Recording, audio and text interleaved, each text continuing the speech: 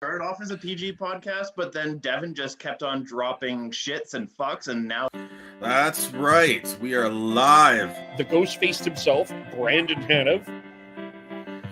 This isn't like the start of last season when it was just, it looked like the Canucks were just a beer league team not playing defense at all. And just before Chris goes, no, I'm kidding, Chris, you can actually go now.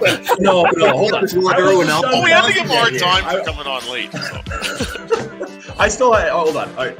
Chris, go, and then I got something else to say at the end. So, an elf and a midget in 2 back-to-back games. Yeah, he's definitely on a friendship tour for sure. Saying, oh yeah, I'm okay with him being, the 6'7" defenseman. No! He is a AHL defenseman right now. Look, Shonky, don't mind Devin, okay? We all struggle with Devin, so you know. We don't really struggle with Devin. Hello, everyone. Welcome to a special edition of the Shifts and Pucks podcast, as we are, as of right now, 5 minutes away from the end of the trade deadline. You can follow us on Twitter at Shifts and Pucks. We're live there on Twitter. Facebook.com Shifts and Pucks, YouTube.com Shifts and Pucks, Twitch.com Shifts and Pucks. Subscribe wherever you get your audio, as well as the Area 51 Sports Network. They are coming on at 1 o'clock to continue. I think we are joining them for that as well, but we'll go and we're kind of, I'm going to be honest with you. Like today, I'm flying by the seat of my pants a little bit. feeling the same way? Like there's a lot going on here, and oh, definitely. It's a hell of a flurry of stuff that's happening right now. And then even after the deadline at 1 o'clock Mountain Time and 12 o'clock Pacific, there's still going to be stuff trickling in. So yeah, it's mayhem.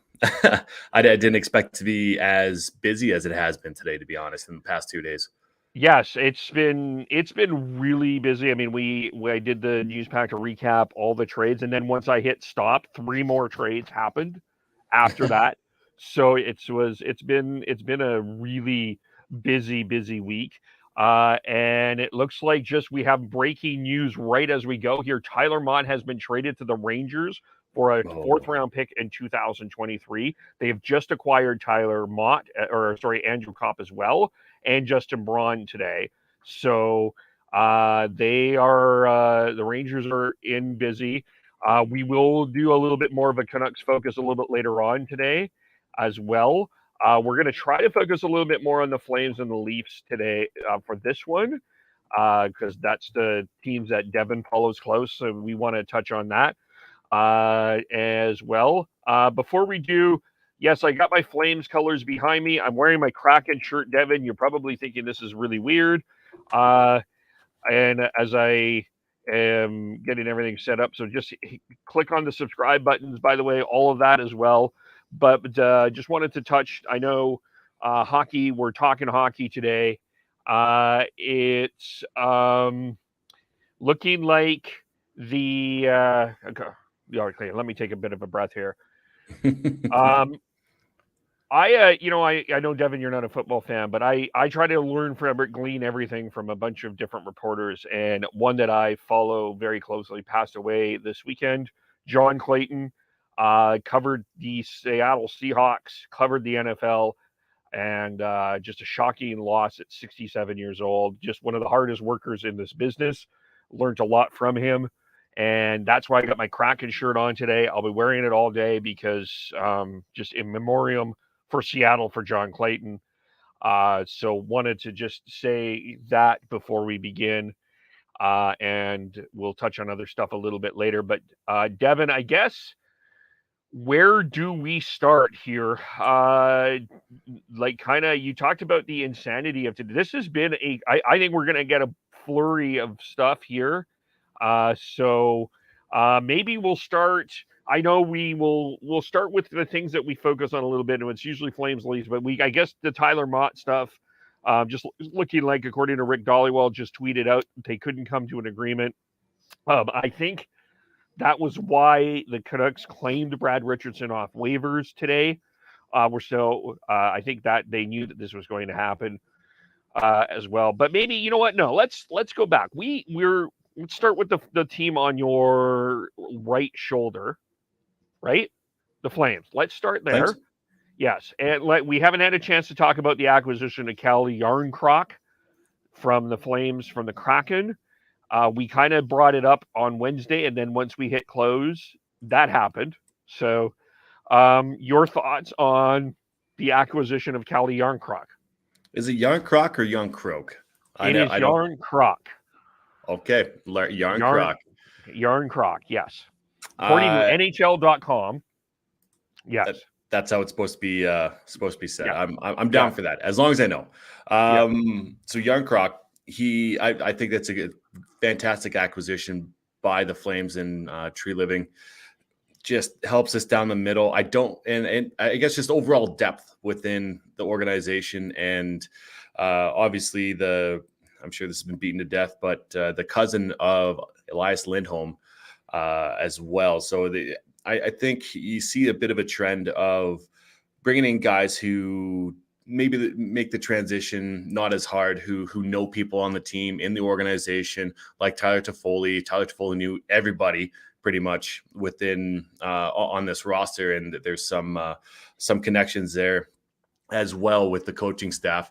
So with Jarnkrok, he's obviously good friends with all the Swedes on the team, and now Team Sweden, instead of having the Canadian patch on the arm there, you should have a Swedish flag, or a half and half a Swedish flag and the maple leaf.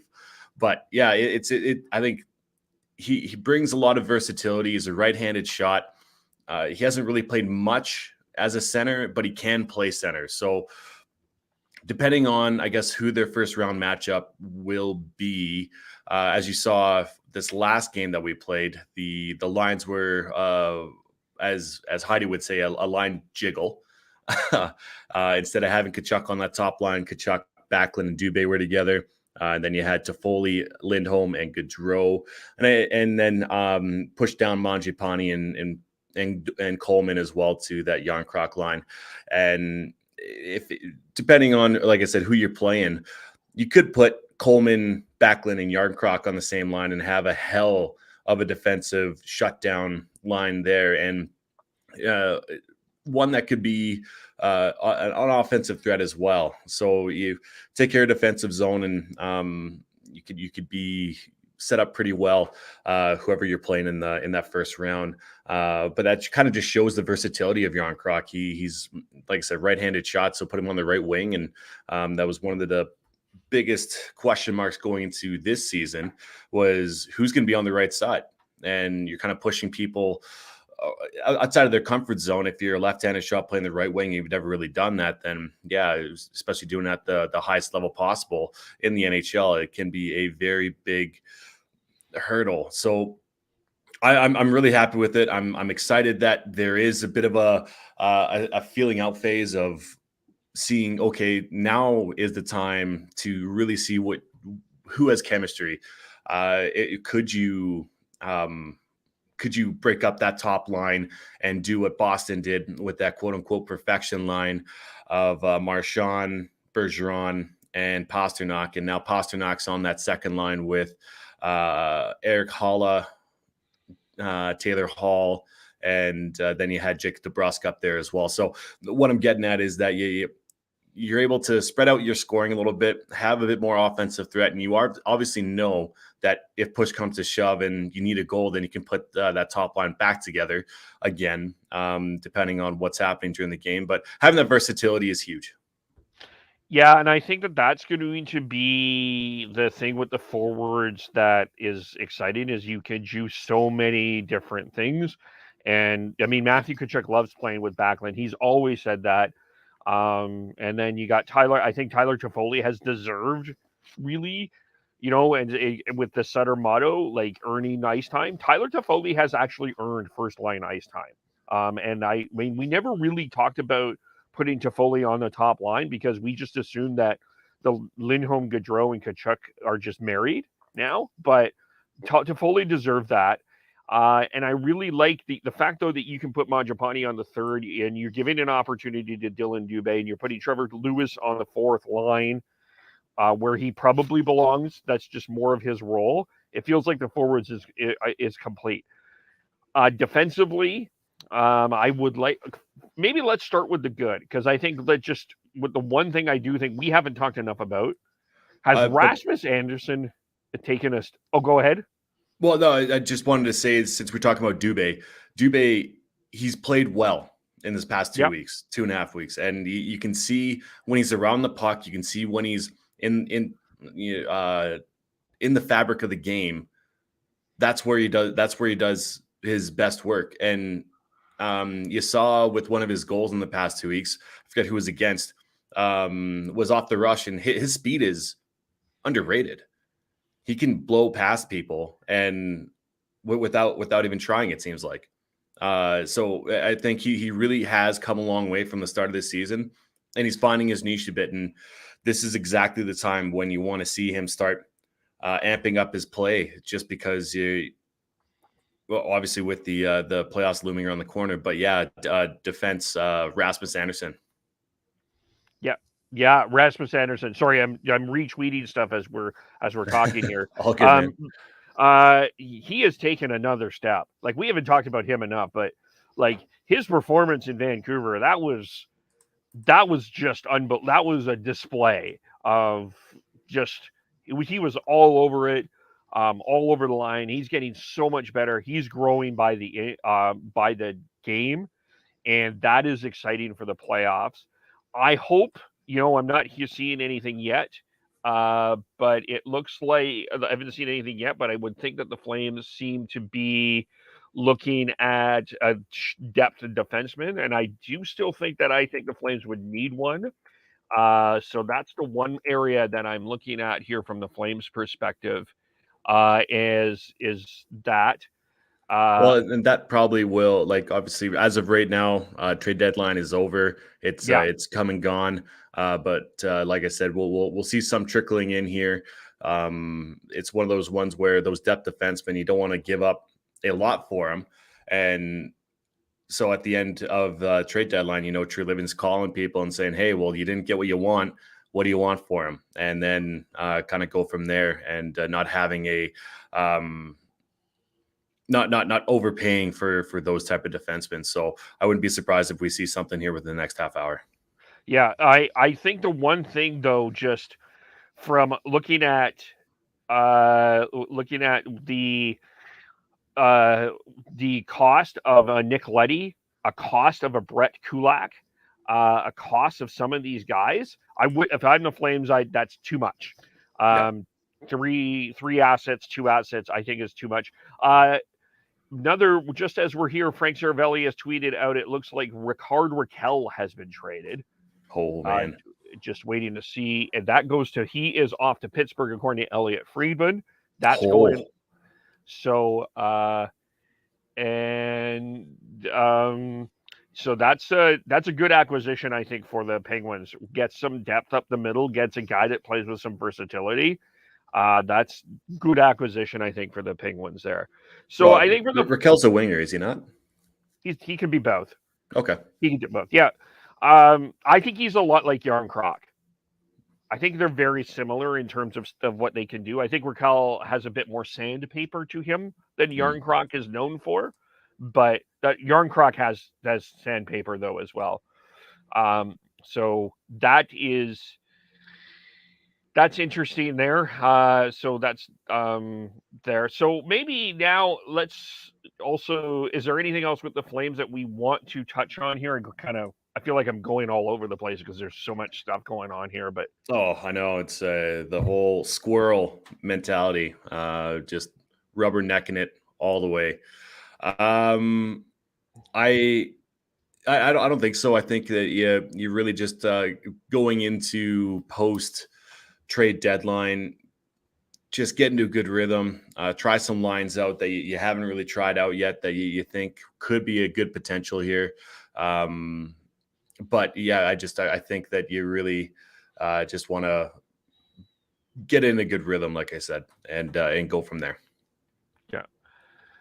Sorry, just making sure we're still live on all the platforms. Yeah, it looks like I don't know why we're spinning on Twitter, but that's okay. I'll just hit. That's all right.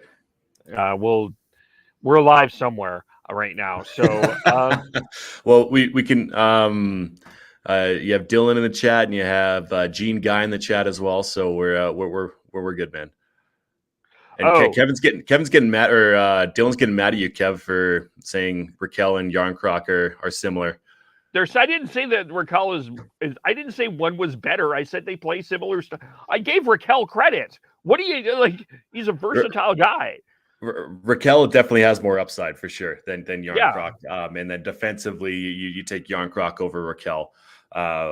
Not saying anything against Rackell's defensive game, but his shot is pretty damn good. So with Pittsburgh acquiring Rackell, you're getting more depth. And you could see him on that second or third line, depending on what you're looking for. Because I could definitely see him playing with Malkin for sure.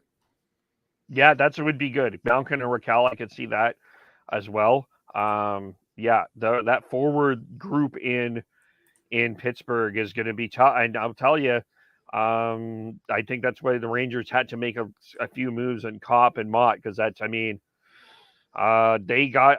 hanging in with their goaltending. I mean, they do have a lot of good players, but they still need some depth for a good playoff run, and they're going to have a tough time looking like they're facing a Pittsburgh or a Carolina in the first round. Let's get to the Leafs here, because they got Giordano, they got Colin Blackwell. I think we talked about the idea of getting Giordano on the Leafs. I think it's a solid acquisition. I think, unfortunately, we're getting the Leafs media doing Leaf media things and kind of overblowing the situation. But this was a good acquisition. This was a good pickup. They didn't give up a first-round pick. I think that's a good thing. And they got an extra player in Colin Blackwell, who I don't think there should be understated in this trade. I think that this is a guy that you can put in your bottom six, can be versatile. And I think that's a guy that you kind of want in a playoff run here.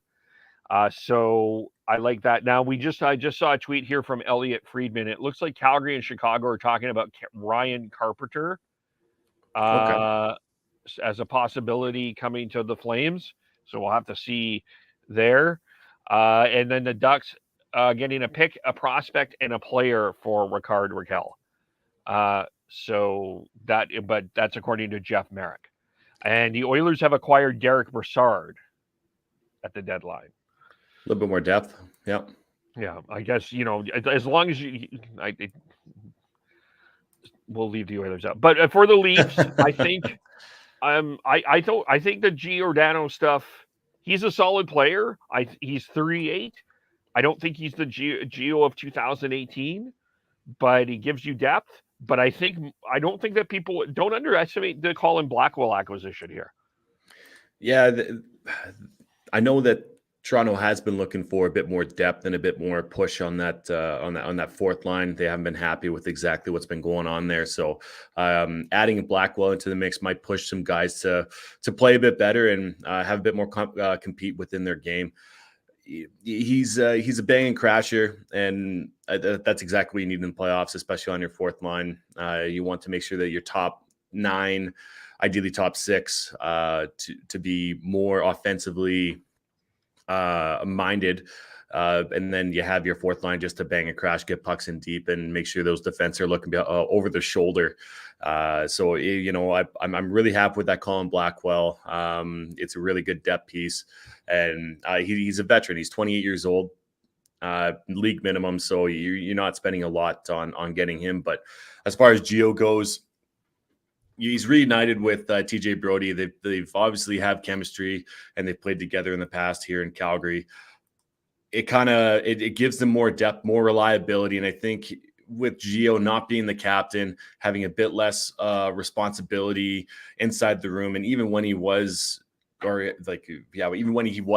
here in Calgary and in Seattle, I know that they do say that he's pretty quiet in the room until he has to be, and then he does his talking on the ice. So I think having that little less responsibility is going to help him in the long run. And it really bolsters that second unit power play as well. He's not a first line power play defenseman, but having that versatility for Kyle Dubas and Sheldon Keefe is really good, and he's not a savior by any means whatsoever, but he's a really solid defenseman that could really help that depth on that blue line. Yeah, he brings a bit of heart to the team. I'm not saying that the Leafs didn't have heart, but he brings a heartbeat to the team, and so does Blackwell. But you have to remember, Leafs, he's 38 years old, so it's not the same, but I think valuable minutes. Now, the question, you said this on Wednesday. You said the only goalie that the Leafs should be looking at is Marc-Andre Fleury. They did not get a goalie, and they did not get Marc-Andre Fleury. Yeah, Fleury to Minnesota. I think the acquisition price was maybe too high for Fleury, especially at the trade deadline. You have a bidding war between a bunch of teams. You have Erik Källgren, who's played very well. It's kind of too early for me to say that he's obviously the quote unquote savior of the Toronto Maple Leafs in their goaltending aspect. I don't know. It's a hard balance between being able to pull the trigger on a trade like that and understanding, okay, that's too aggressive. And basically it depends on other teams if goaltenders are available. No idea that Kokkonen was available, but obviously that was because of the acquisition of Marc-Andre Fleury to Minnesota. It's maybe they have something in the lineup right now or in the queue for the NHL as of right now, trying to get all these trades done. But sounds like they're going to stand pat with Källgren and Mrazek, and hopefully Campbell can come back and get back to his similar playing that he was doing at the beginning of the year. Yeah, Mrazek cleared waivers. Sateri, they signed from the KHL. He had to clear waivers, and he was claimed. So they got it. Yeah, they're going with what they got. They got either Campbell, Mrazek, and Källgren. And Campbell's back at practice today, according to what we saw. So we'll have to see on that. But the only two goalies that moved were Fleury and Kapanen. Or sorry, did I mispronounce his name? Kokkonen, sorry. Yeah. And then, yes, as John Gee says, Max Domi has been traded to Carolina. That's another trade that has come down there. Domi, of course, was traded for Josh Anderson back, and I think he's fallen out of favor, and I think that's a depth piece for Carolina more than anything else. For sure. But, and yeah, I think so. Yeah, I mean, yeah, I think it's tough with goaltenders, getting goaltenders at the trade deadline. I think it's, you never know. I mean, what's going to happen? We talked about the Ryan Miller situation from a few years ago. And there's a number of teams that probably needed a goalie that didn't get one. The Washington Capitals have not got a goalie. They were looking for one. The Edmonton Oilers did not acquire a goalie. They acquired two depth pieces, Brett Kulak and Derrick Broussard, but they're not goaltenders. Toronto didn't get a goalie. And I was suspecting that James Reimer might be a guy that we hear moved at this trade deadline for somewhere, but we haven't heard that as of yet. Mm-hmm. That could be still trickling in as well. So, that is, yeah. So to me, in terms of all of that, there wasn't a lot of goaltending. I mean, I think everybody wanted Fleury, and then hoping for everything else. And this turned out to be, draft picks moved. Hey, lots of draft picks. Well, especially within these next 2 years, this upcoming draft isn't as deep as the 2023 draft is going to be. It doesn't mean that they still can't find some depth. Anybody can find some depth draft picks that could be a bit of a home run for them. But that's the currency right now, is especially 2023. You want to make sure you have as many picks as you can within that draft to try and hit on them, because if they do, it could be a 2003 draft again. And that was a massively deep draft. And talk about, I guess, 2023 being 2 decades ago for 2003. Kind of iconic in that sense. But yeah, you want to make sure that if you are in it, you're in it for this entire playoff run. And for a good majority, there's only one team that wins the cup. And if you are going all in and you're spending that draft capital, you got to be pretty damn sure that you're going to be in it to win it at the end. And I think there's teams that know that they're on their way to that. I mean, you look at the Tampa Bay. Let's look at the start here, like just as we look everywhere else. The Tampa Bay Lightning. I got to tell you, I know that a lot of people thought that this Hagel trade was expensive, but to me, this makes complete sense for Tampa Bay. You're not giving up a high first-round pick. You know you're not giving up a high first-round pick. This is a second-round grade. So, I mean, I think when we hear first-round pick, everyone kind of jumps a little bit higher because it's a first-round pick, and there's sort of this expectation around a first-round pick. But it's not that high. Like, it's really not. They gave up a lot for Brandon Hagel, but were these players, Boris Kachuk and Radish, going to be part of the solution for what the Lightning were going to go here? We do have official news from by the way, as I interrupt, Ryan Carpenter is a Calgary Flame. He has been traded for a 2024 5th round draft pick. So Ryan Carpenter, part of the forward group here. Another guy that brings some versatility to this lineup and a little bit of playoff experience here. So that's another trade that has happened and here. So more depth for the Flames. Talk about a right shot center and right winger. So that versatility, like you're talking about, is there, but he can definitely play in your bottom six, and you don't have to really worry about him. He's pretty meat and potatoes guy. And talk about a perfect fit for Daryl Sutter here in Calgary, getting more center depth, getting more, like we said, versatile. I think it's a fantastic pickup and a good acquisition price too. Yep.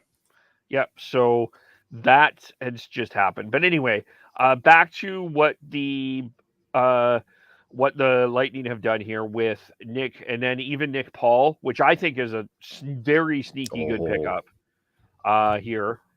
And I wanted Nick Paul for Calgary or Toronto. Probably too expensive for either of those teams, but God, he is a workhorse, and Tampa Bay looks scary now. They look scary before. Now they even look even more scary with having Nick Paul and Brandon Hagel, adding depth on depth on depth. God, it look out. Tampa Bay Lightning just got way better. Yeah, I agree with you. And again, draft picks to them. I put it in the chat, or I think I tweeted it out. Cups before draft picks. Cups before draft picks. For sure. And yeah, and they're in that window. And then, then Florida makes the move for Ben Chariot and Claude Giroux. I think they gave up a lot for Ben Chariot. Again, looking at the defense market, I think from the Flames' perspective, it was too much. There's a lot of guys that would be interesting to bring up for the Flames in terms of depth, but the acquisition cost just to me is too. I don't think that you make that trade. Oh yeah, no, not Calgary. Definitely not. No, I agree. It's way too high for the type of player Sherrod is, and Sean has said that Calgary has too many players like that. I don't think you can have too many players like that. It doesn't. Too many players like what? Shot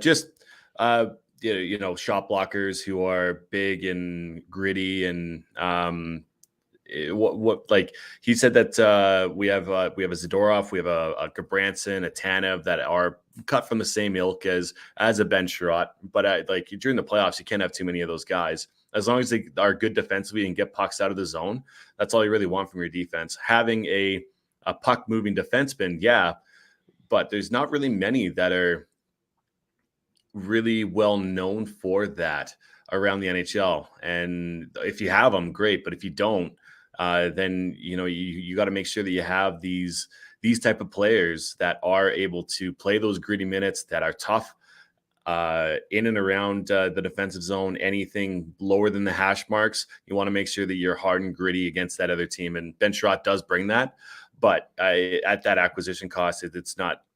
Yeah, I'm happy Calgary walked away from it.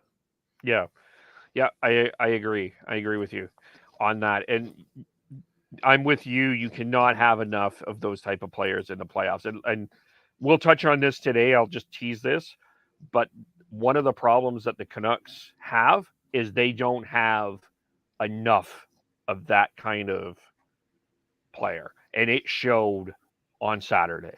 It showed a lot on Saturday. Yeah, and that I think that's really separating the playoff bubble teams to the teams that are going to go far, like Tampa Bay. Well, I mean, coming out of the Atlantic, holy, that's going to be a hell of a first round matchup. Whoever is going to be playing Toronto, Tampa Bay, Florida, Boston still going to be in it. Washington's still there. That's going to be a series to watch. Whoever is playing whoever in that Atlantic division. One team is going to go home, and one team that could potentially go all the way or close to it is going to go home in that first round. And you got to make sure you do have those type of players. But going back to Vancouver, if you're a bubble team and you're bringing in one of those players, I mean, they shipped out Tyler Mott, obviously knowing that they couldn't come to a contract extension, a conclusion on that. And the New York Rangers, they got a good, solid player within Tyler Mott, but he is a playoff performer, and you really want to make sure that you do bolster your lineup with those types of players and have those depth pieces, like a Delorier. Like I said on our last podcast, Delorier, he is a gritty guy who will fight anybody, and he's kind of small, quote unquote small, being 6'2", but he doesn't back down from many people, and he fights, he hits a lot. Like I said, those type of players win in playoffs, and obviously, Vancouver is missing that, and they did get an asset for Tyler Mott because if they make the playoffs, great, but that'd be a bonus, obviously, for management. But if you're shipping out a player like that, then you're not contending. Yeah, I think as Sean tweeted out, I think that this team is starting to look into next year as well. And with Minnesota, with Delorier as well, I mean, that matches up well with Colorado's McDermott, Calgary's Lucic. You're facing a number of different, depending on your first round matchup in Minnesota, that's probably one of the sneakier, smarter ones there. Florida. Claude Giroux, I think that was a good. They got a couple of other assets out of that too. So, I mean, it was good that Florida wanted to be, or Giroux wanted to be in Florida. I don't think that from Philadelphia's perspective, they got enough for him. They probably were handcuffed a little bit, but I don't know what Owen Tippett is. I think people have had high expectations for him. They got a first round pick much later in 2024. Conditional. And it's conditional. But Giroux's a guy you can play with Barkov. He has playoff experience. The one problem in Florida that is interesting to me, and I don't know if they really did address this, but they may be going into this for the second straight year heading into the playoffs without Aaron Ekblad. What a massive loss that is. You did have. They did get Robert Haig out of the Buffalo organization. And obviously, I'm not comparing the two, but you do gain another defenseman to help within that depth. But God, talk about a massive blow for Florida if Ekblad isn't ready to go. I think it's still a touch and go with him. I think he's a day-to-day guy. He is on the IR, but I think he's a day-to-day to week-to-week, I believe. And you want to make sure that he, first of all, when he gets back, has enough reps to get into playoff and game shape before you do start that first round matchup on whoever they play. But you really just you do feel bad for Florida because it could be another year without Aaron Ekblad. Yeah, that's that you don't. Yeah, in the playoffs you don't want. You want to have that guy there for sure. And I mean, they were trying to acquire a defenseman to kind of provide that depth. And I mean, I think Chariot does that, but you're not replacing an Aaron Ekblad. I mean, and who knows last year if Aaron Ekblad is in that playoff series, what happens with Florida and Tampa? So. Oh, that was a battle. That if you don't remember that, I would even say go back and take a look at a few of those games because it was a bloodbath. So many fights, so much grit, and the Battle of Florida is very, very fresh and ready to go. And that won't be the case for the first round at least, but it could be for the second potentially. Yep. Another one just coming down. Vladislav Domesticoff has been traded from the Red Wings to the Dallas Stars, who we were all curious about. They got Scott Wedgwood. They didn't trade anybody out. So that is there. So Sean just sent this tweet in the chat. I just want to get your opinion on this. This is from JD Bunkus. Kind of feels like Dubas just put his job in Jack Campbell's hands. Yeah, he kind of did. I think he's betting on Campbell to come back and not be injured, first of all, because I truly believe that if they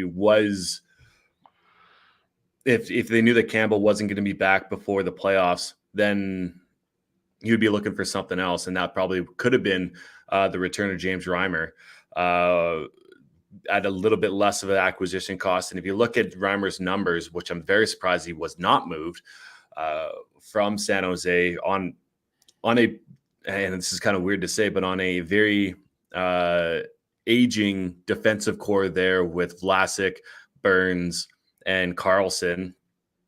They're not really that good defensively, and he's put up pretty damn good numbers. I believe he's over a .90 save percentage within that organization. So that says a lot. But I obviously, I think that it's very true. Dubas's fate as the GM of the Toronto Maple Leafs is definitely within Jack Campbell's hands.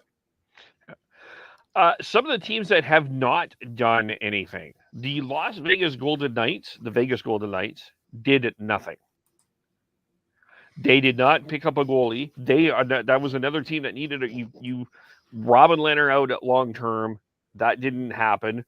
The goaltender didn't happen. They didn't move any cap space or do anything. I've never heard much about Jack Eichel got hurt. We're not sure how long he's out for.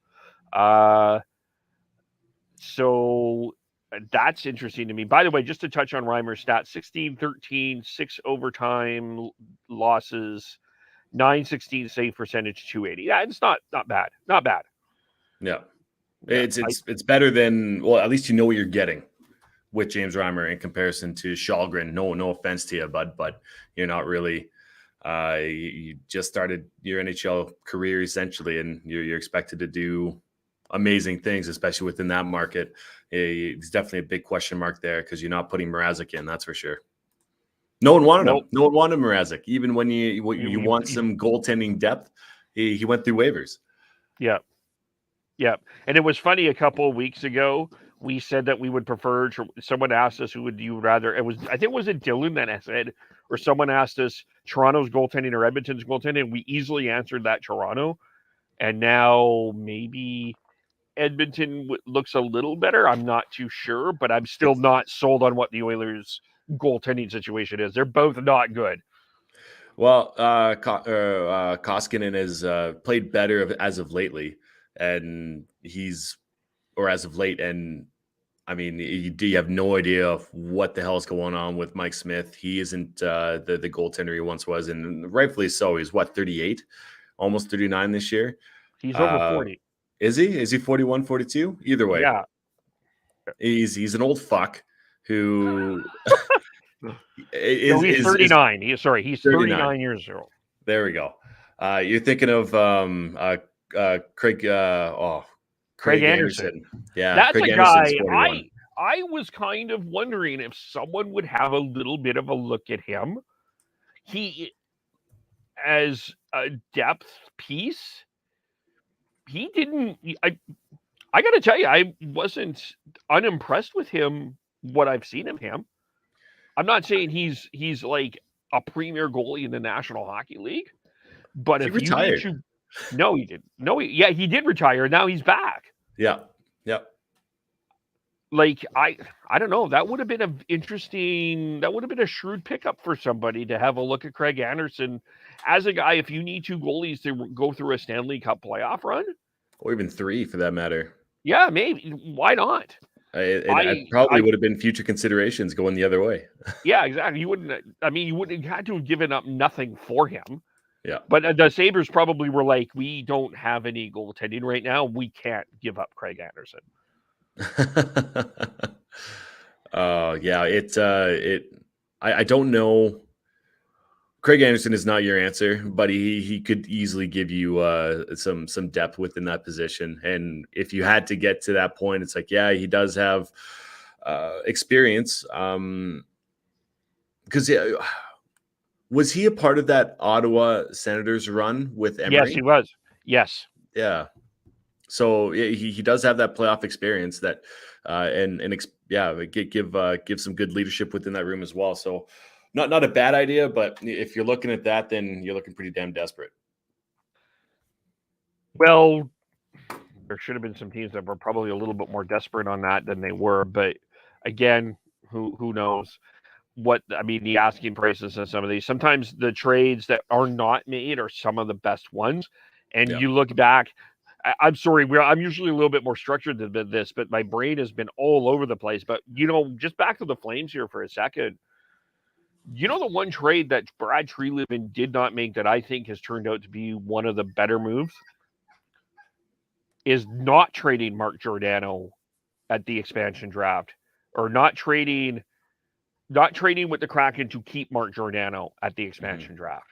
Letting Mark Giordano walk, because he would have had to have given up a huge pick there. And then they were able to keep that pick and trade it for Tyler Toffoli. I think that was one of that move in and of itself allowed the Flames to make the Tyler Toffoli and Jarnkrok moves. Yeah, and there's that whole thought process as well, trying to trade him at the trade deadline before the expansion draft. So last trade deadline was a thought process too, and that didn't happen either. And that could have been, depending on who you're trading for, and you could be potentially retaining salary within that, because obviously a $6 million is a lot, especially for an aging defenseman like Giordano. But yeah, you're right. So sometimes those trades that you don't make are beneficial in the long run, and you can use that capital elsewhere. And yeah, I think that you do have to make sure that you're sound in what you're doing. And I think that's what Dubas did. I think that by not trading for a goalie, you are, I'm sure the acquisition cost of a Flurry would have, like I said, would have been too much, and maybe it was too much for another team as well, depending on who he talked to for a goalie. Though I think those are the things that you really don't talk about as much as making a big swing for a piece that could potentially get you over the top, or you're not gelling in time. Yeah. And Kevin Woodley actually said that it takes about 15 to 20 games for a goaltender to to start knowing, okay, this is what this defenseman's going to do. This is the defensive structure that we're playing. And I'm very interested to see how Flurry does within the Wild's structure of understanding. And if any goal is going to be able to do come into a new organization, it is Flurry, because he is, I think, so versatile. He can play the puck well. He can he's very athletic even at his age of 35. So I'd be very interested to see exactly how that works, but it does take time no matter what position you are. Anytime you trade at deadline, you got to get that chemistry going. You have to. The one thing with the Wild that is intriguingly interesting to me is Kakinen was a guy that we had Isha on the show, and the Wild were high on him a couple of seasons ago during that bubble thing. Is like, watch out, you might be seeing Kakinen. Now all of a sudden you have your two goaltenders with a combined age of 71 years old. You're paying $7.1 million for, and one is a UFA next year, and one is a UFA in 2 years, and like, I kind of understand why you're doing this if you're Beryl Guerin and you're all in, but this really, I mean, for Cam Talbot, I kind of feel for him. You've always been a Cam Talbot fan over there, Kevin. I do feel bad for him, but obviously Guerin had to do this. He had to make sure that he was able to trust his. Oh my God, Carl's fucking around in the background here and distracting me. So apologies, but if Talbot and Kakinen were able to have a 1-2 punch like they were doing at the beginning of the year and sustain that, then this isn't even a question for Bill Guerin to go out and do. You have to make sure that you're playing well, and this is a make or break year for Bill Guerin and the Minnesota Wild because of their cap crunch coming with the two buyouts of Parise and Suter. Yeah, no, that's fair. I don't know if I think that this is. I don't know if this is the slam dunk move that everybody is thinking that it is for Fleury. I am cautious about it. I mean, I know that Fleury. Like, the one thing is Fleury has experience, and he's done it before, and that's kind of where I mostly lean. But I'm not completely certain about that. Right? Yeah. And I mean, he did have a modified no trade clause. Player submits a 10-team no trade list as far as Fleury goes. So he submitted his 10-team list, and it's funny because you could easily pick 10 teams not in the playoffs, but you realize at the trade deadline you could submit 10 teams that are in a playoff hunt, and you don't want to go to anything like, say, for instance, he didn't want to come to Calgary or he didn't want to go to Edmonton, right? He could put that down as his no trade list. Anyway, that bit of a different topic. But yeah, who knows exactly? Well, time will tell to see how he can integrate himself into that room, and it'll be easy because he's a very likable guy, always smiling, playing pranks on his teammates. So I think the Minnesota Wild get a good character piece there, and that he can play in the playoffs. Just ask Vegas, yeah, and obviously Pittsburgh. I think it. I really like it. I really think it maybe not a slam dunk as you were saying. Or as not you were saying, but everybody else. But if you're betting on somebody to come in and be able to pick up the reins and run with them, essentially, or pick the ball and run with them, they will be Marc-Andre Fleury. That's one person you're able to do. So who are the Wild playing tonight? I don't even know. The Vegas Golden Knights. Oh, do you think? No, Fleury's not coming in for that one. I'd be surprised if he is.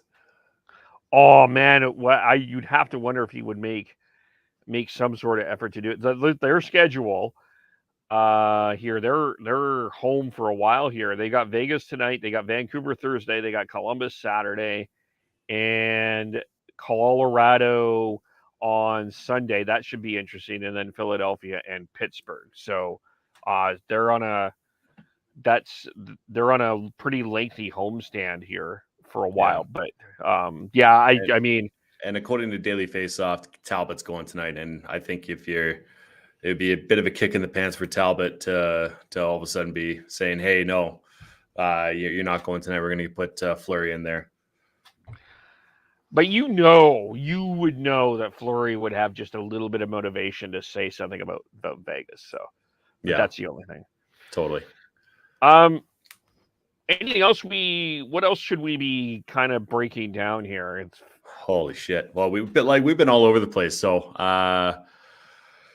going down the list here.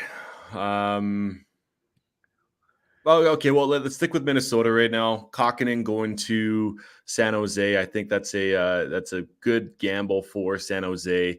They get a 5th round pick in that as well. And going the other way is Jacob Middleton.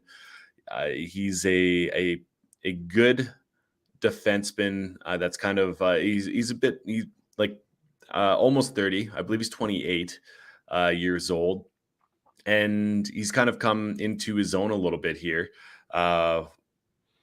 With the San Jose Sharks, he was running that second power play unit down there before he got traded, and he hits it. He hits a shit ton, and he can block. So you're getting a very versatile piece if you're the Minnesota Wild, and a good depth piece going forward here. Or I know he's not in his middle. Yeah, he's an RFA next year, I believe. So Jacob Middleton. Yeah. Let's have a look here. I just had the Wild's cap friendly up.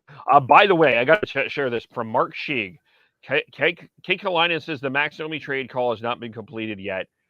He also says there are 33 trades are in the queue in the Central Registry. Oh my God. I love it. Keep it coming. So Middleton is 26, and he has arb rights next year. Yeah, arb rights. Yeah. So I think that's a good depth piece for Minnesota to solidify their back end a little bit more.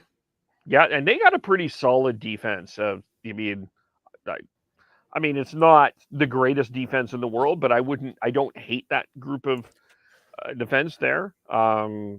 Spurgeon, Dumba maybe Brodin. taking a step. Yeah, Brodin is a guy. Brodin is a good minute muncher. Jordy Ben, John Merrill, Dmitry Kulikov gives you minutes as 5-6 guys. So they're a pretty solid team. I mean, my big concern with the Wild is they don't have a true number one center.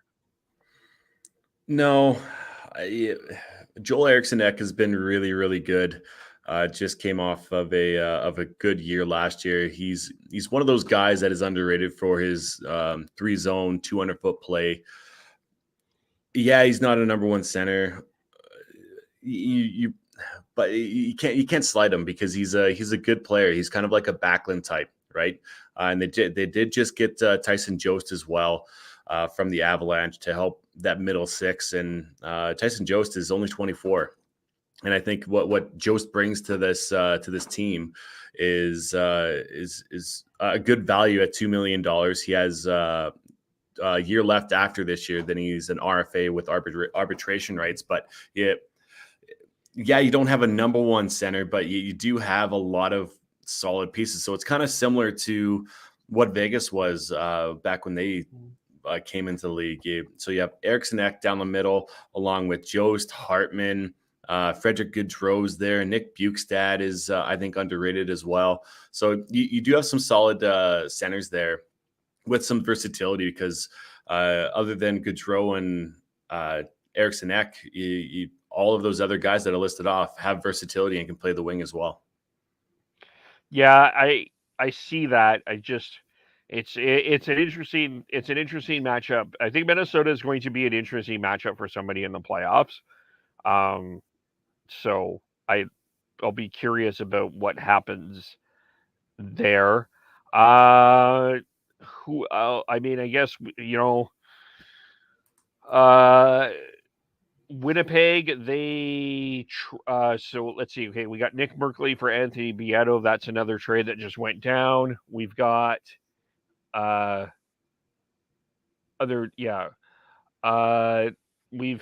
see. The Rangers got Copp and Mott. Carolina only got Max Domi, but again, 33 Qs in the tier, so we don't know if there's anything huge still coming down the wire here. Well, let's touch on Minnesota. Winnipeg. So Winnipeg gets Mason Appleton back out of the expansion draft. So they get him back. They trade away Andrew Copp, which is it is a massive loss within that middle six. Talk about a versatile player who can actually keep on. He can hit, he can shoot. He was in that top six, probably playing a bit out of his comfort zone, but he didn't look out of place either. So the Rangers are getting a really good player within that. What else did they do today? They did something else, did they not? They traded Mason Appleton. They acquired Mason Appleton and Zach Sanford from the Ottawa Senators. Right. To me, I think they still look, playoffs or not, they needed to vastly improve that bottom six and that depth. Mm-hmm. You're losing Andrew Copp, but Nick Ehlers is back, and that team is better with Nick Ehlers in the lineup. There's no question about that. No question watching him fly around last night. Morrissey as well as kind of come back to form. He's on a really good tear right now as well. On that back end, he's picking up points, which is great. They lost Nathan Beaulieu to the Pittsburgh Penguins, and they just got a conditional 7th for Beaulieu. Brian Little's contract and Nathan Smith. Nathan Smith is a Hobie Baker nominee. Yeah. There you go. Good college player. And as far as Arizona goes, they get Little's contract and wish the best for Brian Little. Obviously, I believe he has concussion issues, which is always hard to come out of and come back from. But getting that contract off your books is huge. And especially for kind of a team that doesn't really have a lot of money.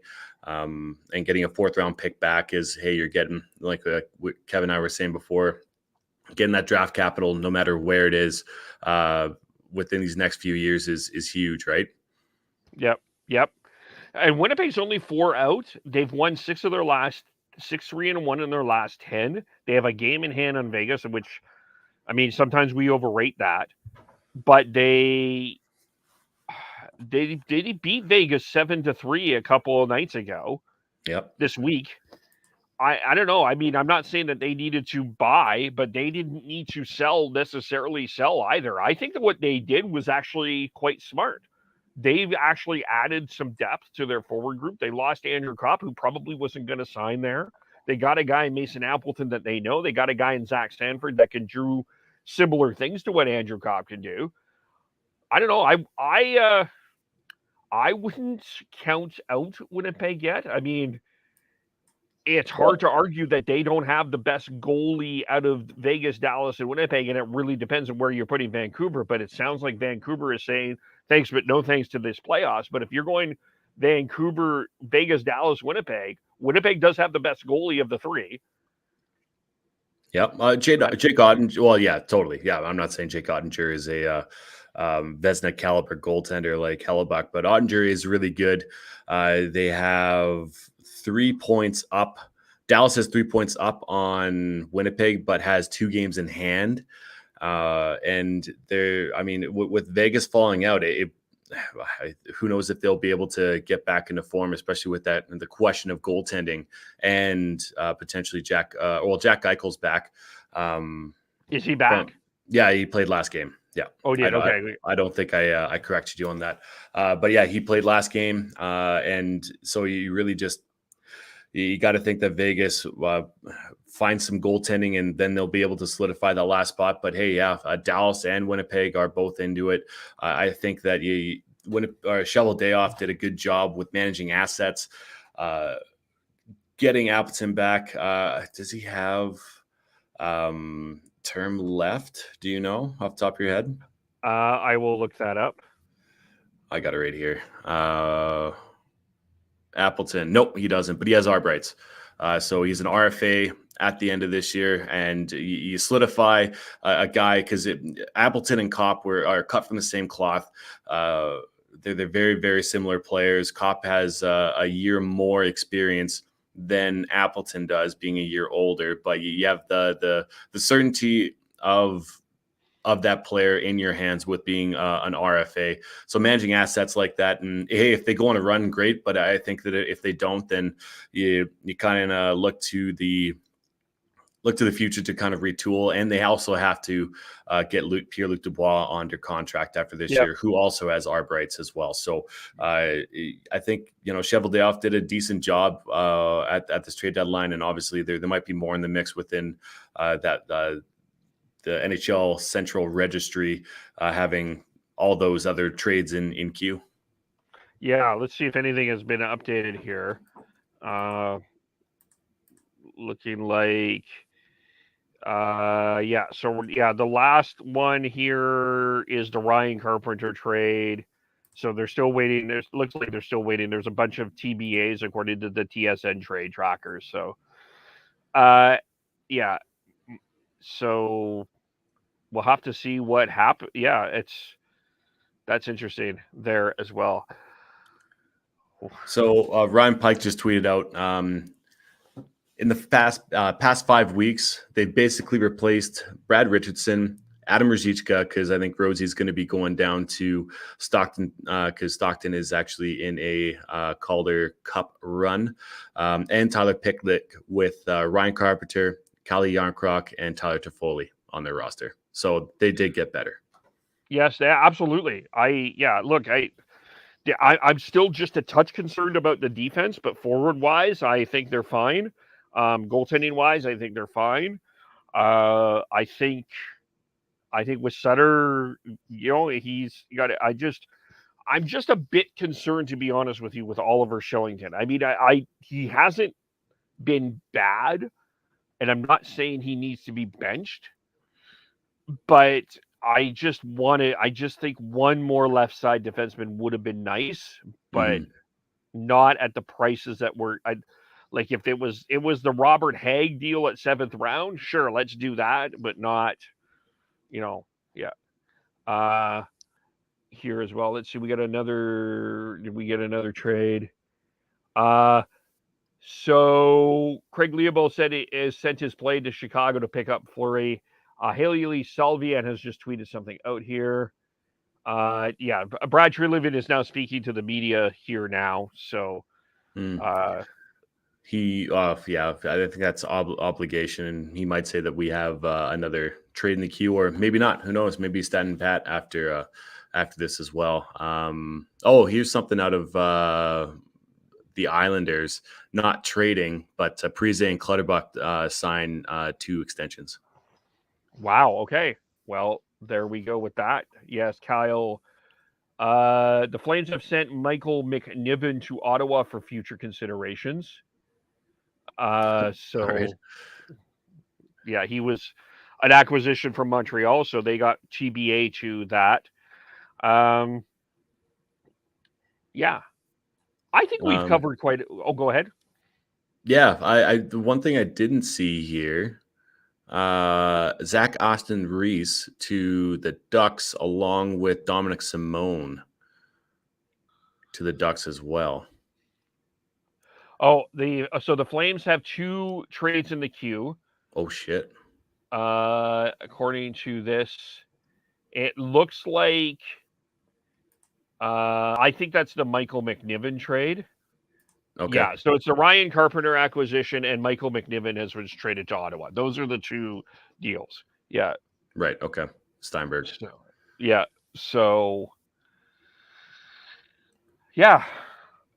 Okay. Should we leave it here at this particular point? Did we cover? Okay. So we're back. Shifts and Pucks is back tonight. We're going to cover the Canucks. We'll talk more trade deadline. It'll be Sean, Chris, myself. Devin, are you joining again? Are you doing a double header? It might be. Well, you guys are going to have to come and join us and find out if I'm on. How to keep people in suspense. That's what we call a teaser. Well done. So how do we follow you? Follow me on Twitter at Gordhouse09. Of course, Sean Beardy, Canuck 03. Chris is Schneidz, SCHNEIDZ. Tyler, TNOBLE. I am KEVOLE. Shifts and Pucks on Facebook, Twitter, YouTube, as well as Twitch. And thanks everyone for watching our trade deadline coverage. And sorry, we were all over the map. Lots going on trying to catch up on, but we'll talk to you all very soon. Bye for now.